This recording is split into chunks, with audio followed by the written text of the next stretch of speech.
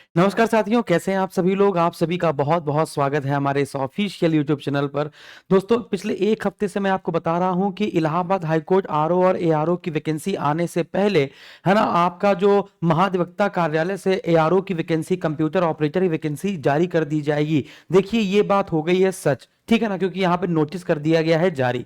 अभी इसको बताने से पहले मैं आपको एक बात बता देना चाहता हूं कि इलाहाबाद हाईकोर्ट आरओ और एआरओ की जो वैकेंसी है वो आपकी नवंबर मंथ में हो सकता है इसकी जारी कर दिया जाए। नवंबर का सेकंड या थर्ड वीक में आपकी जारी कर दिया जाए, क्योंकि सारी चीजें उसमें क्लियर हो चुकी हैं। जो आपका प्रमोशन होना था वो सारे प्रमोशन एआरओ के हो चुके हैं। तो इस बार जो वैकेंसी ज्यादा आने वाली है वो एआरओ की आएंगी, ठीक है ना। आरओ की वैकेंसी थोड़ी सी कम होंगी, एआरओ की ज्यादा होंगी।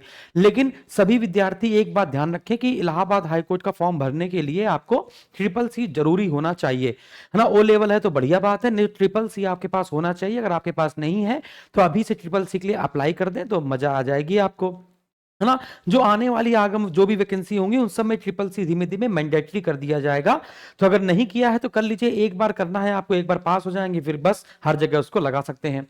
आज जो हम लोग जिस वैकेंसी की बात करने वाले हैं, जो मैंने आपको एक हफ्ते पहले भी बताई थी और 3 दिन से लगातार बता रहा हूं कि जैसे कि वो भारत का पहला विधि अधिकारी कौन होता है भैया। भारत का पहला विधि अधिकारी होता है महान्यायवादी, अटॉर्नी जनरल ऑफ इंडिया।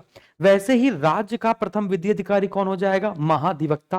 नहीं, उत्तर प्रदेश सरकार के खिलाफ अगर आप कोई केस करते हैं तो आपसे लड़ने फिर कौन आता है, महाधिवक्ता आता है। वैसे भारत सरकार के खिलाफ अगर कोई केस करते हैं तो कौन लड़ने आता है, महान्यायवादी आता है।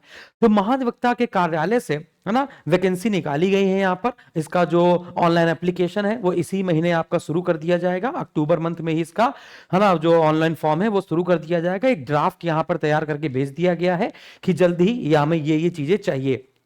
तो जिन भी विद्यार्थियों के पास डॉक्यूमेंट्स नहीं है वो सब डॉक्यूमेंट वगैरह बनवा लें। अपना निवास प्रमाण पत्र, आय प्रमाण पत्र, जाति प्रमाण पत्र और ईडब्ल्यूएस वाला जो प्रमाण पत्र है वो बनवा सकते हैं, ताकि ये नोटिस जारी कर दिया गया है, ताकि इसके बाद आगे आपको कोई दिक्कत ना हो अगर डॉक्यूमेंट अपलोड करने हुए, डॉक्यूमेंटेशन अपलोड करने की बारी आई तो। यहाँ पर जो वैकेंसी निकाली गई है बच्चों, वो देख लेते हैं कितनी कितनी वैकेंसी निकाली गई है। यहाँ पे टोटल, है ना, छह छह के बाद टोटल आपकी 10 वैकेंसी निकाली गई है। मैं आपको बता देता हूं 10 वैकेंसी कौन कौन सी हैं। सबसे पहले हम लोग यहां पर बात करते हैं एपीएस की। तो एपीएस की इंग्लिश की वैकेंसी निकाली गई है भैया। आपको पता है लेवल 8 की वैकेंसी है, ग्रेड पे 4800 है इसका। टोटल 28 वैकेंसी है, जिसमें अनरिजर्व यानी कि जनरल कैटेगरी की 14 है, ओबीसी की 7 है, एससी की 5 है, ईडब्ल्यूएस की 2 वैकेंसी है। इसमें क्या मांगा गया है, ये कह रहा है कि आपके पास, है ना, बैचलर डिग्री यानी ग्रेजुएशन आपका कंप्लीट होना चाहिए।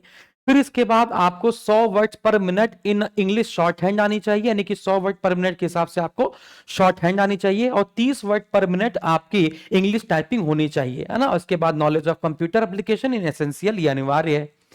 फिर इसके बाद दूसरी वैकेंसी है असिस्टेंट रिव्यू ऑफिसर की, जिसमें टोटल वैकेंसी है 29, जिसमें जनरल की है 14, ओबीसी की है 7, एससी की है 6 और ईडब्ल्यूएस की 2 वैकेंसी है।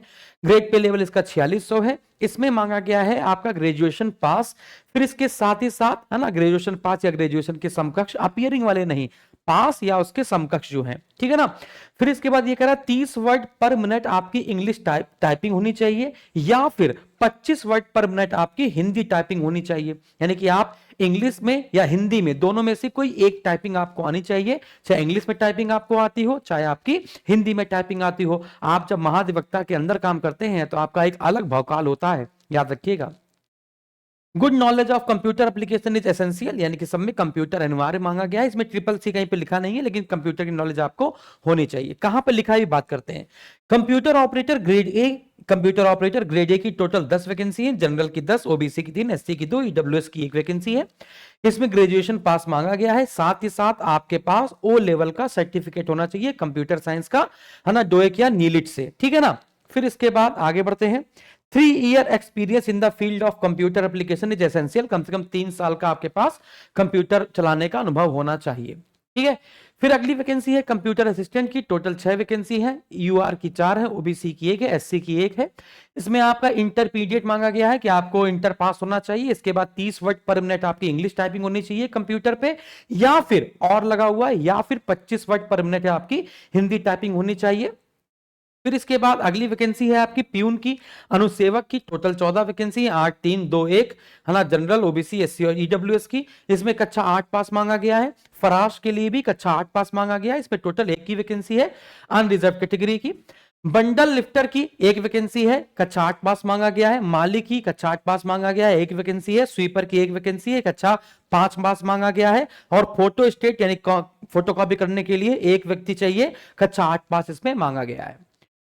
ठीक है, तो ये पूरी वैकेंसी मैंने आपको बता दी। ये शुरुआत है भैया, इलाहाबाद हाई कोर्ट आरओ और ARO, computer operator, steno, driver, इन सब की वैकेंसी आने से पहले ये वैकेंसी आनी थी, है ना। और ये बात हम लोग आप पे पहले कर चुके थे, जब क्लास पढ़ा रहे हैं तब भी कर चुके हैं कि सर इसके पहले एक ऐसी वैकेंसी आएगी जो आपने सुनी नहीं होगी, है ना। तो महाधिवक्ता कार्यालय से ये वैकेंसी जारी कर दी गई है। अब इसके बाद यहां पर दिया गया, अभी मैं आपको सब कुछ बताऊंगा।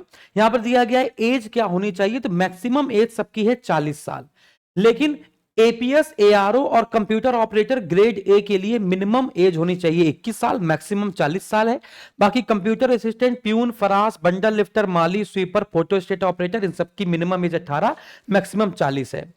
फिर इसके बाद इसका क्या होगा सीन, क्या इसका सिलेबस है, सारी चीजें यहां पर दी गई हैं कि टोटल 100 नंबर आपका होगा। 100 में से 70 आपका रिटन टेस्ट होगा और 30 नंबर की आपकी क्या होगी, इंग्लिश और हिंदी टाइपिंग होगी। इंग्लिश एंड हिंदी टाइपिंग आप इंग्लिश में करते हो या हिंदी में करते हो, वो आपके ऊपर डिपेंड करता है। लेकिन अगर आप एपीएस के लिए फॉर्म डालते हैं तो 40 नंबर का आपका इंग्लिश का शॉर्ट हैंड फिर अलग से होगा। इंग्लिश 15 क्वेश्चन 15 मार्क्स के, Hindi 15 question 15 marks, GK GS 20 question 20 marks, है ना। फिर इसके बाद expression of idea 10 question 10 marks और कंप्यूटर अवेयरनेस यानी कि कंप्यूटर 10 क्वेश्चन 10 मार्क्स। ये आपका पूरा सिलेबस रहता है, ठीक है ना। तो अगर आप ये तैयारी कर रहे हैं, इलाहाबाद हाईकोर्ट की तैयारी कर रहे हैं, तो ये तैयारी अपने आप हो जाने वाली है ना। तो ये था बच्चों आपका ये पूरा जो वैकेंसी वाला पार्ट है। इलाहाबाद हाईकोर्ट आरओ और एआरओ वाले विद्यार्थी ध्यान दें कि उनके लिए बड़ा सुनहरा अवसर है। 60 दिन से ज्यादा समय नहीं मिलेगा आपको पेपर होने में। नवंबर में नोटिफिकेशन गिरा या जिस दिन भी नोटिफिकेशन गिरा, हो सकता है पहले गिर जाए, जिस दिन नोटिफिकेशन गिरा 60 दिन के भीतर भीतर पेपर हो जाएगा। सिलेबस में कोई बदलाव नहीं है, कुछ भी चेंजेस नहीं है ना। बस एनटीए पेपर नहीं कराएगा, दूसरी संस्था कराएगी, है ना। और उसी संस्था के चक्कर में थोड़ा सा डिले हुआ है और प्रमोशन वाले पार्ट के चक्कर में। तो ये इलाहाबाद हाईकोर्ट आरओ और एआरओ का हमारा अधिकारी बैच संख्या 26 है बच्चों, है ना। फीस इसकी कम करके 2500 रुपए कर दी गई है। इसमें सारी लाइव क्लासेस हैं, इलाहाबाद हाईकोर्ट की बुक्स मिलेंगी, प्रीवियस ईयर पेपर मिलेंगे, टेस्ट सीरीज मिलेगी, टेस्ट पास फ्री मिलेगा, class notes, PDF, mock test, ये सब कुछ आपको मिलने वाला है। और आपको कोई कूपन कोड नहीं लगाना है, सीधे जाके हमारे एसएसजी गुरुकुल के एप्लीकेशन पे जाकर आपको ये बैच बाय कर लेना है। किसी प्रकार की कोई समस्या हो तो दिए गए नंबर पे आपको कॉल कर लेना है। थैंक यू वेरी मच, जय हिंद। और डेली बेसिस पे सुबह 10 बजे मैं इलाहाबाद हाई कोर्ट का प्रैक्टिस करा रहा हूं आपको, वो करते रहिए, अपना लेवल चेक करते रहिए, है ना। थैंक यू वेरी मच, जय हिंद।